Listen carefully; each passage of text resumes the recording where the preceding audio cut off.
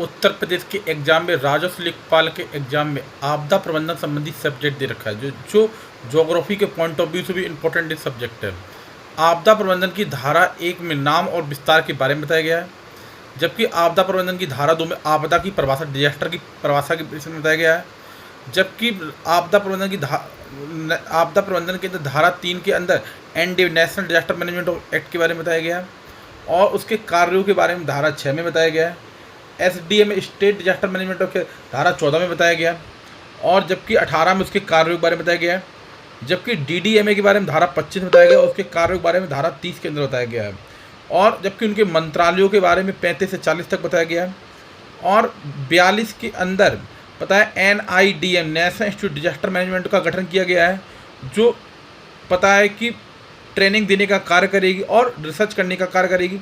44 और 45 के अंदर NDRF का गठन किया गया है और NDRF आप जानते हैं कि जब तैयार प्राप्त आती है उसके टाइम राहत बचाव करने का काम करती है। धारा 46 के अंदर केंद्र सरकार आपदा के समय राहत कोष इकट्ठा करेगी और 48 में राज्य सरकार जिला स्तर पर।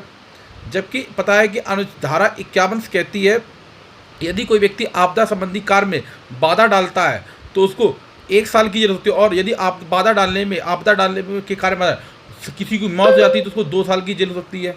जबकि आपको पता है कि धारा 52 कहती है कि यदि आपदा संबंधी कार्य में आप झूठा दिलासा देते हैं तो आपको 2 साल की जेल हो सकती है।